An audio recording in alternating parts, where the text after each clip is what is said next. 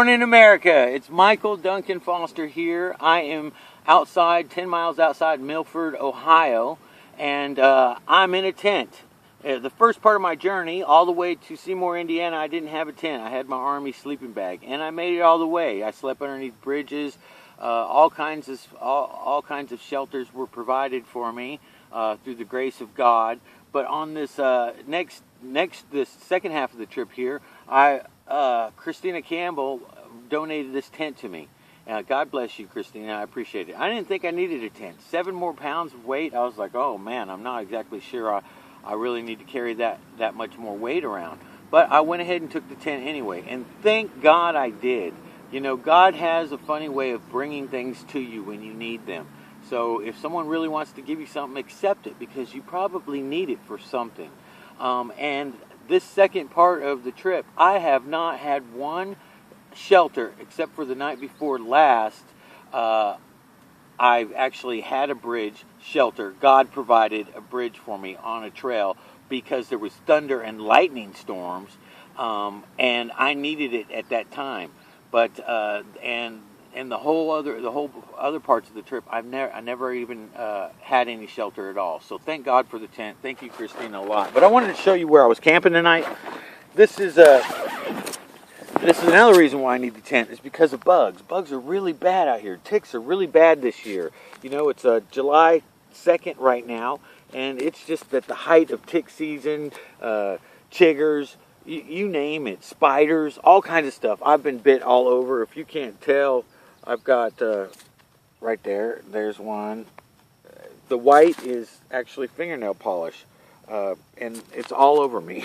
It's on my legs and everything. But that's to get rid of the chiggers that have already encountered me. But here's where I got to sleep last night. I got to sleep out in this field. I had to trample through these weeds, these tall weeds. They're about almost as tall as me. And you know, I don't like snakes at all, so it was really scary, especially in the evening time.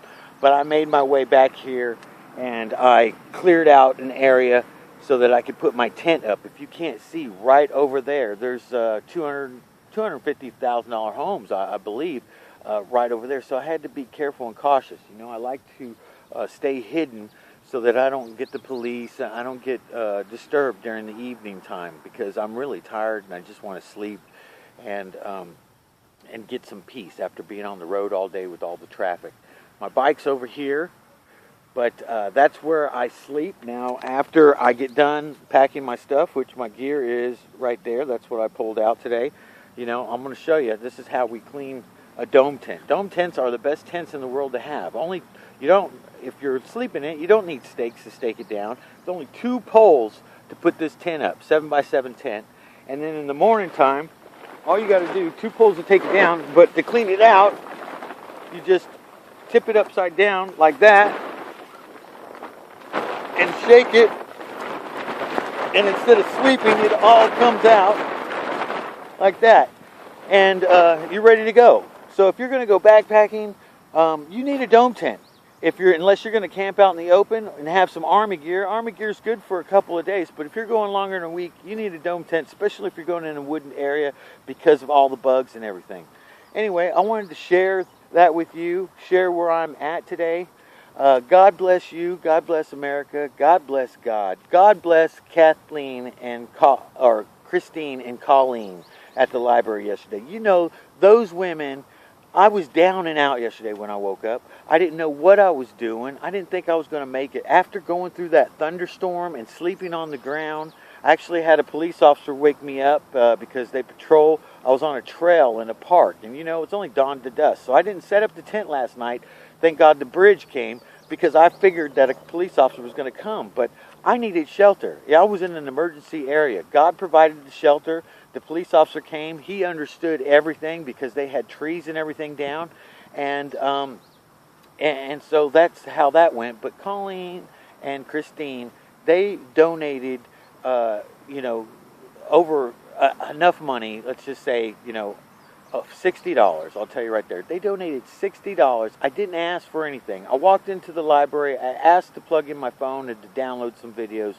I started talking about what I was doing. They wanted to hear about miracles that happened on the way. Tell me some miracles. I told them a couple of stories. I told them one about about the Ozark Mountains and me being down in the middle of nowhere where no one was at, and how God got me out of that after I burnt through my tube and my tire. Check out those videos. That's a good video. I told them about St. Louis, about how the wind blew me right to the biggest cathedral in St. Louis, and where Jesus was, and where he was my special guest on my videos that day.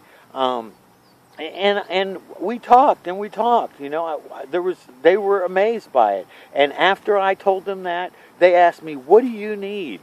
And you know, I hesitated for a little bit. I was down. I didn't have any money. I was down on my last food again, and I said, "Hey, you know, I need $5. I need $5." Well, the Colleen got up. She went back to her bag back there, and comes back. She says, "I don't have $5, but I got 2 10s." Oh, I said, "God bless you. Thank you so much."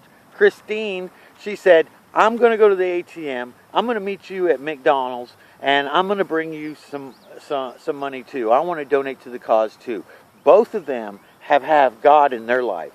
Both of them have worked for God, and miracles have worked for them. And they saw what God has been doing for me. It brought tears to my eyes as I was telling them about the miracles. The hair was standing up on me, and they could see it. And they graciously donated to the cause. And I didn't ask, and it just came out of nowhere. I didn't expect it. It was the only place I went in that town. It was the only library. There was only 2 people in the library in that town. And that's what happened to me. That's how God works. He comes out of nowhere like a freight train, like a flood. You never know. But you got to give faith. You got to have faith. You got to give it to God and let God provide for you. Give your troubles to God. Don't worry. He will come and He will provide.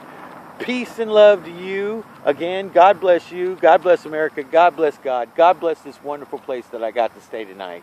Hope you have a wonderful day. And I'm on the road again. I'll get you back in a little bit with another video. Love everyone out there. Okay, peace.